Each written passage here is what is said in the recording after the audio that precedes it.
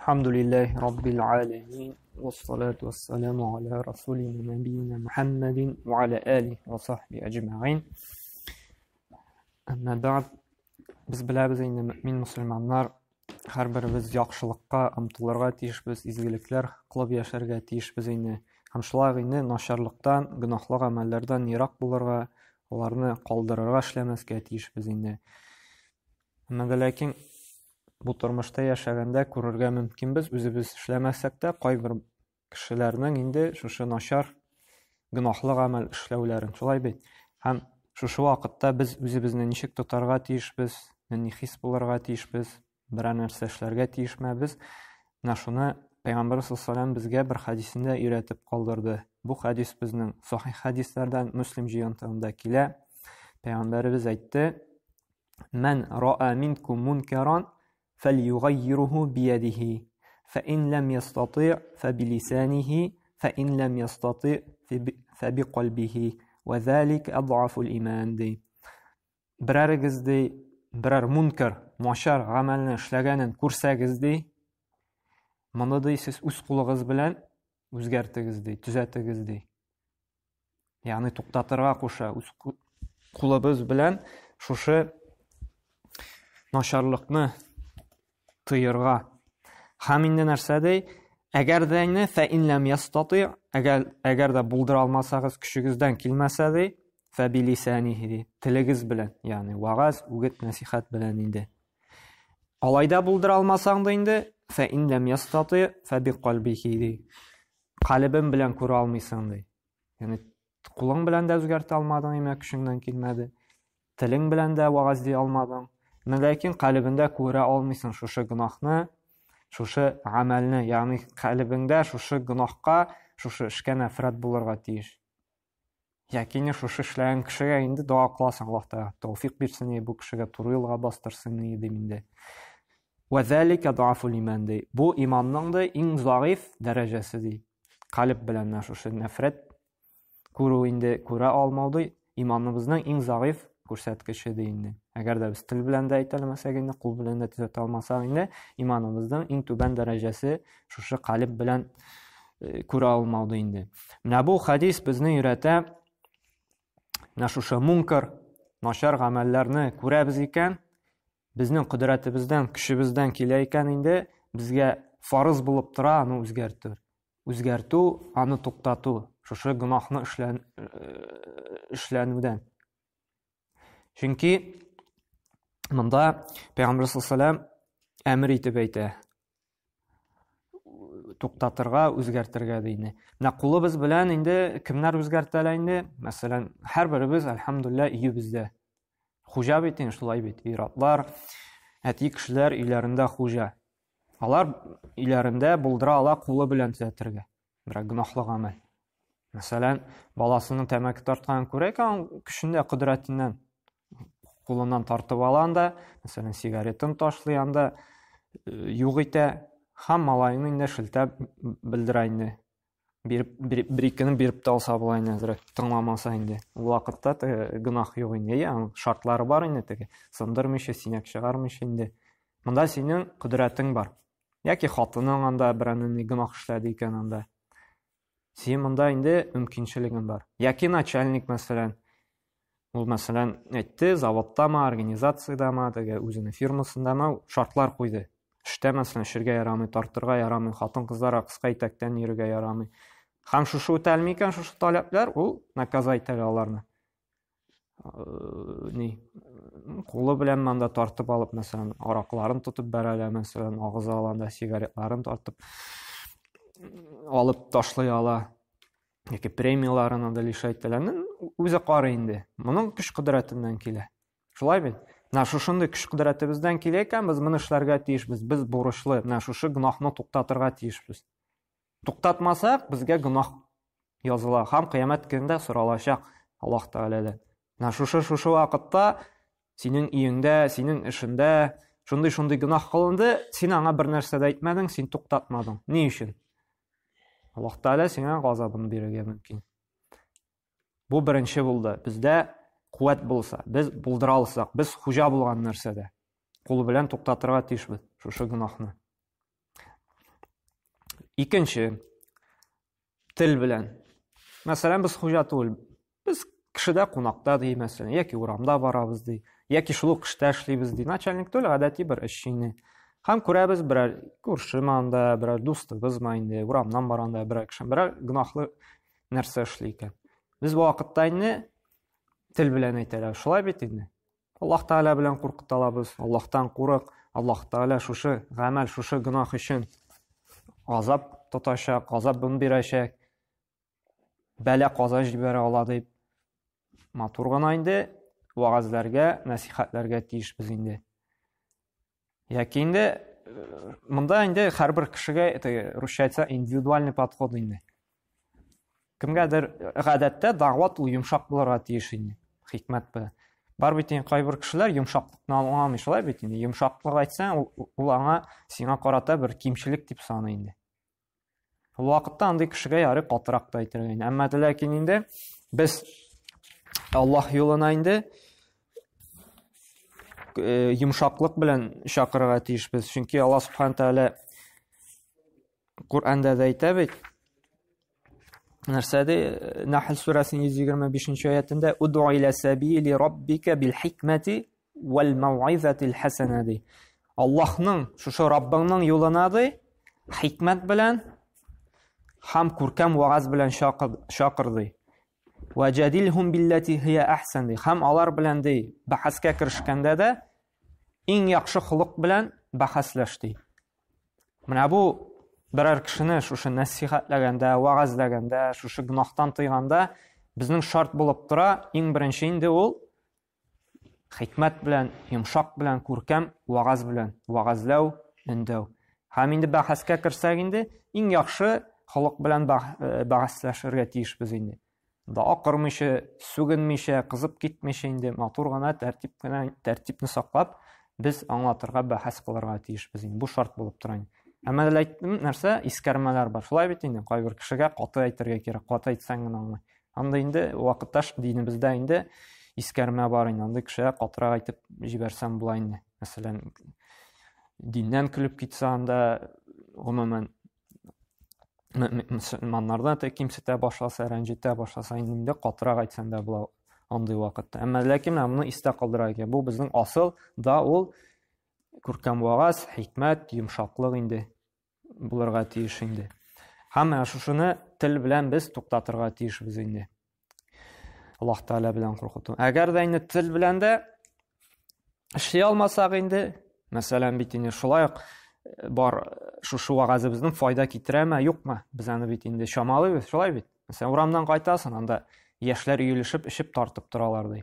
Син әйтәсең, әгәр дә буларга бер нәрсә әйтсәң, булар синең бәсләп тә китергә мөмкиннәр, шулай бит. Яки тагын да зуррак зарар чыгарырга мөмкинсең. Син бу вакытта инде кул белән дә бер нишләтәлмисең, тел белән дә бер нишләтәлмисең, әмма ләкин инде калбың белән күрә алмыйсың шушы гамәлне. Әгәр дә синең анда танышлар бар, син беләсең, әйтсәң дә теге сиңа бер ни зарар салмыйлар, фитнә чыкмый. Мәсәлән, тагын да шушы зарарлык артып китмәкән, бу вакытта син әйтергә тиешсең, әйтәсең, аңлатасың. Мәсәлән, берәр танышыңның, бер иптәшеңнең балалары тора икән, чакырып аласың да аңлатасың. Аллаһ Тәгаләдән куркыгыз. Аллаһ Тәгалә ләгънәт кылган гамәлне эшлисез. Йөзгә дә кайтып җитәргә мөмкин түгел сез. Аллаһ Тәгалә бер нәрсә китереп чыгарырга мөмкин. Шундый дип жайлап кына без аңлатырга тиешбез инде. Әгәр дә инде шусы булмаса инде, калып белән без нәрсә күрә алмашка тиешбез инде. Һәм менә шушы яхшылыкка өндәү һәм начарлыктан кисәтү инде бу пәйгамбәрләребезнең, расулларыбызның төп вазифалары иде. Без беләбез бит, пәйгамбәрләр бөтенесе килде, яхшылыкка чакырды бөтен уммәтне, һәм начарлыктан тыйды бит инде. Шулай бит. Ниса сүрәсенең 165-нче аятында әйтә бит, Аллаһ Субхану Тәгалә Куръанда инде русулан мубашширина ва мунзирина лиалла якуна линнас ала Аллаһ хуҗҗатун баъда русул ди. Шушы расуллар ди, кешеләрне шушы изгелеккә, яхшылыкка өндәр өчен һәм начарлыктан тыер өчен килде ди. Кыямәт көнендә кешеләргә хуҗҗа, дәлил калмасын өчен. Чөнки кешеләр әйтергә мөмкин бит кыямәт көнендә. Һәм я беркем дә аңлатмады, беркем дә ирештермәде, мин белмәдем бу гамәлнең гынаһ икәнен дип әйтергә мөмкин. Шулай бит, менә шундый русча әйтсәк инде оправдание булмасын өчен безгә шушы пәйгамбәрләр, расуллар килеп, шушы нәрсә яхшы, нәрсә начар икәнен аңлаттылар. Һәм без мөмин мусульманнар да хәзерге көндә шуларның варислары, шушы пәйгамбәрләрнең. Без аларның шушы эшләрен дәвам итүчеләр. Без дин әһелләре, Аллаһка иман китергән бәндәләр, бездә менә шушы пәйгамбәрләр юлыннан барырга тиешбез. Яхшылыкка өндәргә, кешеләрне инде начарлыктан тыярга тиешбез инде. Һәм менә шушы вазифа безнең өстебездә булып тора инде. Һәм менә шушы яхшылыкка өндәү, начарлыктан тыю җәмгыятьнең, менә шушы җирлегебезнең сәламәт, төзек булуының бер сәбәбе. Бөтенебез дә бит бәхет сәгадәттә, рәхәттә яшисебез килә бит инде. Җәмгыятебез, менә безнең җирлегебез, авылыбыз, районыбыз, анда шәһәребез тынычлыкта, рәхәттә яшәвен телибез. Шулай бит инде, сәламәт булсын өчен нәселләребез. Шуңа күрә без яхшылыкка өндәргә тиешбез, начарлыктан тыярга тиешбез. Әгәр дә начарлык күбәя башлый икән, һәм без бер нәрсә эшләмибез икән инде, бер нәрсә әйтмибез, бер нәрсә сөйләмибез, булдыра алгач, кулдан булдыра алабыз икән, аны тыймыбыз икән инде, менә бу бәлә, менә бу авырту таралачак, җәмгыятебезне биләп алачак инде, һәм бөтенесе гөнаһка батачак инде. Һәм шушы гөнаһның әсәре безгә дә тәэсир итәчәк инде. Һәм шулай ук нәрсә, иманыбызның бер билгесе. Менә бу начарлыктан тыю иманыбызның бер билгесе. Пәйгамбәр саллаллаһу нәрсә диде? Иманның иң заиф күрсәткече диде, шушы калб белән күрәлмә. Шулай булгач, менә шушы иманның бер сыйфатына керә, иманның бер өлешенә керә. Менә шушы начарлыктан тыю инде. Һәм шулай ук тагын бер файдасы, менә шулай кардәшеңне булсына бер гөнаһлы гамәлен күрдең икән, аңа шушы насихат бирәсең икән, яхшылыкка өндисең икән, син кардәшеңә яхшылыкны телисең.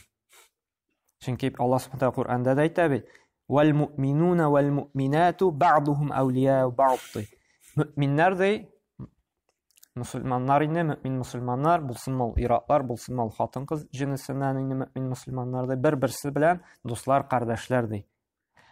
Я'муруна бил ма'руфи ва янхауна анил мункар ди. Бер-берсен эшләтәләр ди, үгет насихат кылалар ди, шушы яхшылыктан диләр ди, бер-берсен ди начарлыктан тыялар ди. Менә кардәшеңне күрдең дисең, бер динебезгә каршы килгән берәр гамәлен эшләү. Син аңа аңлатасың, кардәшем, Аллаһ Тәгалә бу гамәлдән риза түгел, чөнки ул Кур'анда булай диде, Пәйгамбәр саллаллаһу хадисендә булай диде. Син бу гамәлне эшләүдән тыелсаң, хәерлерәк булачак. Ахират көнендә сине шатландырачак Аллаһ Субханаһу Тәгалә шушы гамәлне калдырган өчен. Газап кылмаячак Аллаһ Тәгалә шушы гамәлне калдырсаң. Калдырмаса, сиңа кыямәт көнендә дә бу дөньяда Аллаһ Тәгалә газабын җибәрергә мөмкинсен дип, без насихатларга тиеш. Менә бу насихат кардәшеңне тыю шушы гөнаһтан, ул киресенчә аңа яхшылык теләү. Син телисең ул бәхетле, рәхәттә яшәвен. Чөнки бит гөнаһтан тыелабыз икән, гөнаһны калдырабыз икән, Аллаһ Тәгалә бу дөньяда да, ахиратта да безне рәхәт, яхшы тормышта яшәтәчәк. Син аны кардәшеңә телисең. Кызганычка каршы, хәзерге көндә берәребез насихат кыла икән, бер гөнаһтан тыя икән, без ачуланабыз аңа. Нәрсә син өйрәтәсең мине монда? Ул бит, без бит яхшылык кына тели, ул син өйрәтергә теләми. Ул тели сине шушы гөнаһтан саклап калуын. Киресенчә, ул сине бәхеттә, тынычлыкта яшәвеңне тели. Ул сиңа начарлык теләми. Әмма ләкин без шушы аятларны, шушы хадисларны аңлап битермәү сәбәпле, мәгънәсенә төшенмәгән сәбәпле biz ябышабыз аңа, акыра башлыйбыз. Нәрсә син миңа һаман бәйләнәсең, нәрсә син мине өйрәтәсең дип. Әгәр дә кардәшебез насихат кыла икән, дәлилләр нигезендә, шушы аятлар, хадислар нигезендә инде чынлап торып бу гөнаһ икән, без тыелырга, калдырырга һәм рәхмәт әйтергә тиешбез ул кардәшебезгә инде.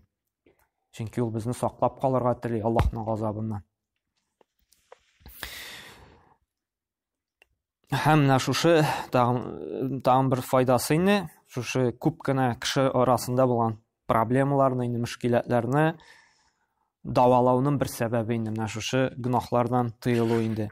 Кызганычка каршы, менә хәзерге көндә дә бит күп бозыклыкның таралуы аркасында бу өйдә ата-ананың, бигрәк тә аталарның шушы гамәлне калдыру, бигрәк тә балалар белән. Бала анда диванда, телевизор каршында теләсә нәрсә карап утыра, үзе беләдер инде. Ул карамый, нинди кино карый, ул нинди мультфильм карый, нинди передача, программа карый. Ярый, беләдер инде үзе. Бәлки ул анда бер фахишлеккә чакыра торган, бузыклыкка чакыра торган кино карап утырадыр. Кая анда 5-10 минут сайын эшәләр тарталар. Һәм шуны күрә, ул аңа гадәтенә сеңә. Даими күрә, даими эшләр, значит нормально. Инде 15 яшын тутырган, уже пускытып йөри башлый анда. Яки күрә анда һәрбер ярты саат сайын зина кылалар анда. Мондый нәрсә дә бар икән, уйлана башлый.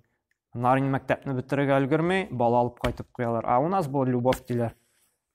Бит кинода бит күрсәттеләр. Любовь булды да, шуны эшләделәр. Һәм безгә аңлы булырга кирәк.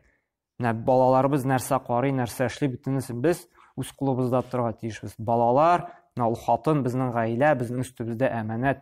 Без Аллаһ каршында һәрберсе өчен җавап бирәбез. Хатыныбыз өчен дә, һәрбер бала өчен дә. Аллаһ Тәгалә менә шу бала әле балигатка җитмәгән, яшьтә бер гынах эшли икән, аның нәрсә иң беренче әтисенә була. Аллаһ Тәгалә каршында җавап тотачак. Ул балигатка ирешеп анда үз тормышын иткәч инде безнең өстебездән төшәнсе. Ләкин бала безнең карамакта булганда без аның өчен җаваплы. Ул гынах эшли икән, без җавап бирәбез. Чөнки Пәйгамбер саллаллаһу алейһи ва саллям нәрсә бер сахих хадисендә һәрберегез көтүче диде. Һәм һәрберегез шушы көтүчелеге өчен җавап бирәчәксез диде.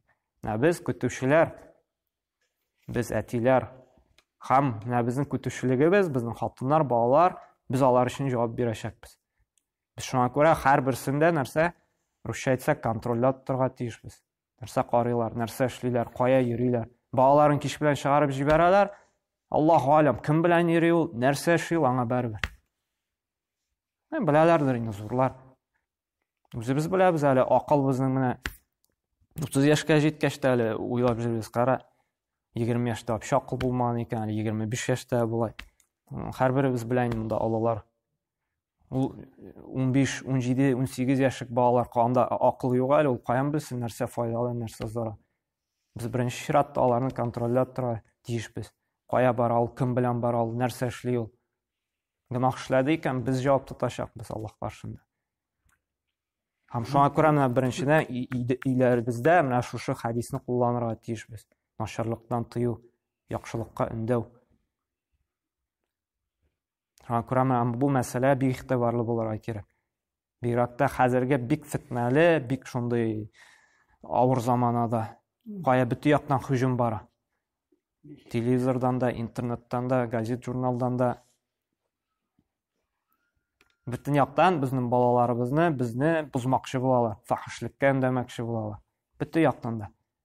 Хәзерге көндә бигрәк авыр, саклап калырга шушы үзе иманыңны, шушы динеңне.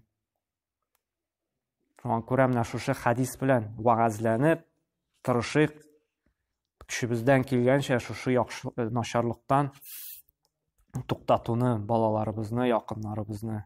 Һәм инде көчебездән килгәнчә яхшылыкка өндәргә тиешбез, төзәтергә тиешбез. Һәм Аллаһ субханәһу тәүфик бирсен инде иң беренче үзебезгә, балаларыбызга, гаиләбезгә, якыннарыбызга яхшы гына, изге генә гамәлләр кылып яши мөмин мусульманнардан кылсын, һәм гынахлардан, начарлыклардан тыелырга ныклы иманнар бирсен. Субханакаллаһу бихамдика ва ашһаду ан ла илаха илля анта астагфирука ва атубу илейк.